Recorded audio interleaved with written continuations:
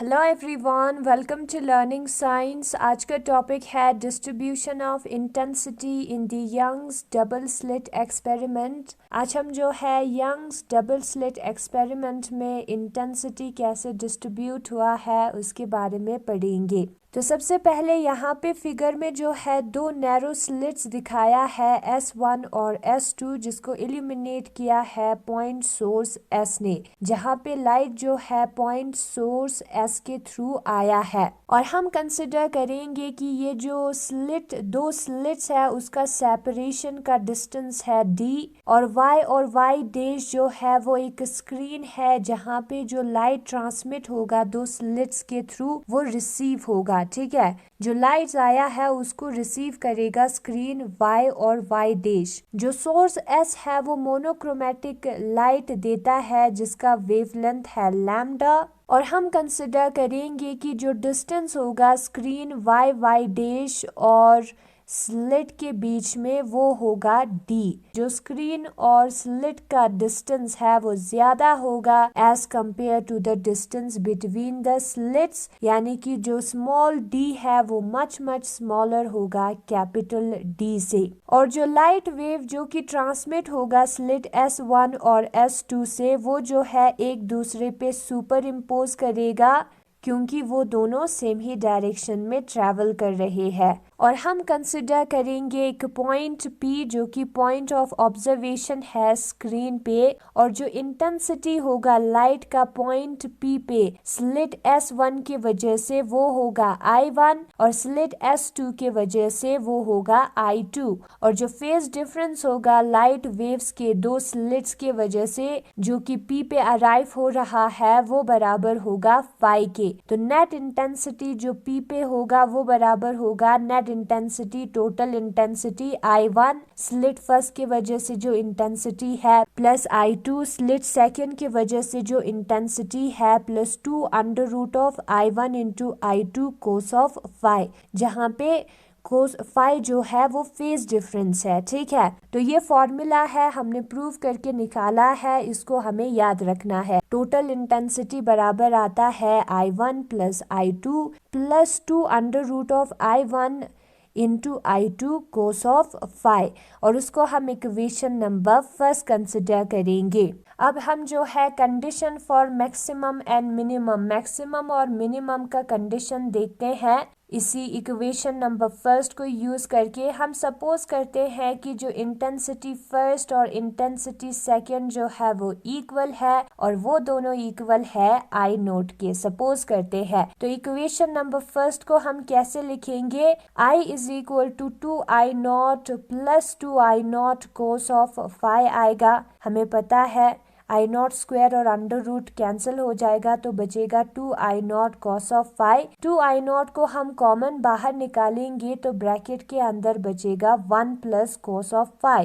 1 plus cos of phi जो है 2 cos square phi upon 2 के बराबर होता है, ट्रिग्नोमेट्रिक फॉर्मूला है, उसी को हमने पुट किया है। एक 2 ऑलरेडी पहले से प्रेजेंट है तो I बराबर आएगा 4I not cos square phi upon 2 के। तो ये जो वेरिएशन है इंटेंसिटी का वो हमें फेज डिफरेंस के थ्रू पता चलेगा। सबसे पहले जो मैक्सिमम है उसको हमें कैसे निकालना है? जो पॉइंट P है वो मैक्सिमम तभी होगा जब कोस स्क्वायर phi अपॉन 2 जो है वो बराबर होगा +1 के या -1 के। अब यहाँ पे -1 भी हमने ऐड किया है क्योंकि स्क्वायर है, एंड जब हम किसी नंबर को स्क्वायर करते हैं तो वो पॉजिटिव खुद ब खुद हो जाता है, तो इसलिए यहाँ पे -1 है। अब हमें पता है जो cos ऑफ 0 है वो +1 होता है, cos ऑफ पाई जो है वो -1 होता है, cos ऑफ 2 पाई जो है वो +1 होता है, so on up to cos of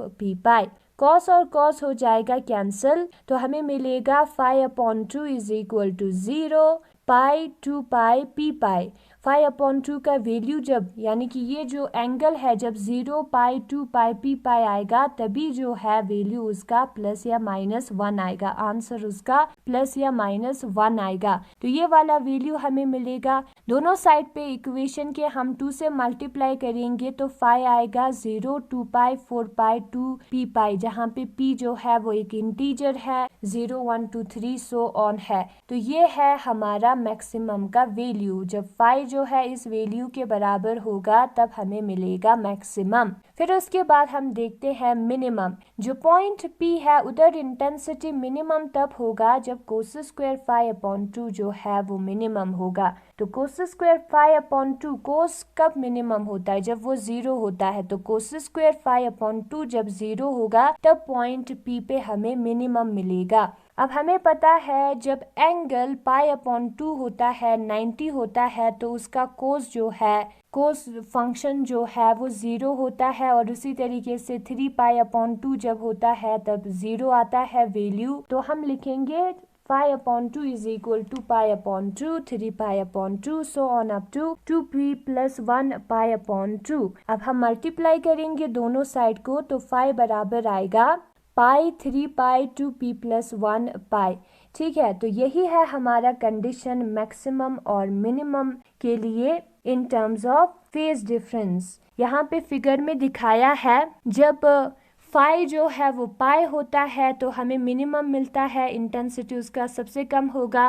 3 पाई होता है तब भी हमें मिनिमम मिलता है। 5 पाई माइनस में जब साइन आता है तब भी हमें मिनिमम मिलता है, और मैक्सिमम जो है हमें 0 पे मिलेगा, यहाँ पे हम देख सकते हैं, और 2 पाई पे मिलेगा, 4 पाई पे मिलेगा, एंड सो ऑन। तो ये है हमारा मैक्सिमम और मिनिमम। नाउ हम इसी चीज को इन टर्म्स ऑफ पाथ डिफरेंस निकालेंगे। ये है हमारा फेज डिफरेंस, फाई हमारा होता है फेज डिफरेंस। अब हम मैक्सिमम और minimum in terms of path difference निकालेंगे।